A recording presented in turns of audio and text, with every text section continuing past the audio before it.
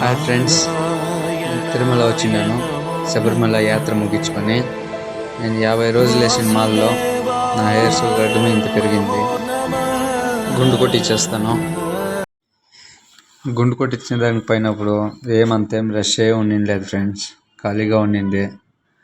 నేను కూర్చున్నప్పుడే చెప్పేసిన వైన్కి, నీట్గా క్లీన్గా నిదానంగా కొట్టండా అనేసి. వాళ్ళు సరే బాబు అన్నారు.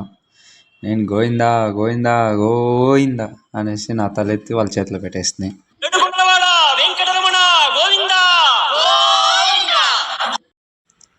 మొత్తానికి గుండు కంప్లీట్ అయిపోయింది.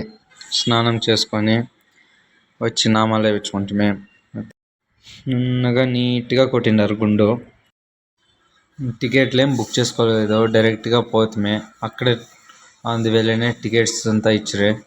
చూసుకొని పోయి షెడ్లో వేసేసిరే. ఒక 4 to 5 hours ఉండేసి ఈ ప్లేస్లో ఫోన్స్ అంతా ఇక్కడే పెట్టేసిపోవాలా. ఇదే లాస్ట్, దీనిపైన ఫోన్స్ అలా ఉండలేదు. దేవుని దర్శనం అయితే బాగా అయింది ఫ్రెండ్స్. ఫస్ట్ రైట్ సైడ్ లైన్లో పోతే దేవుని దగ్గరికి పోయి చూస్తాము. బాగా అయింది దర్శనం అయితే.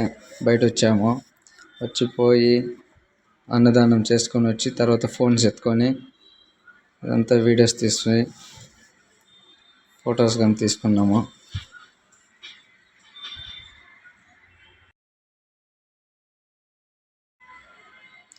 ఇదే కోనేరు.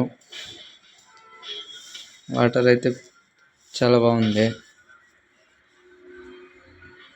మేమైతే దిగలేదు. వైకుంఠ ఏకాదశి అని చాలా బాగా అరేంజ్మెంట్స్ చేసిండ్రు ఫ్రెండ్స్. చాలా బాగా డెకరేషన్స్ చేసిండ్రు.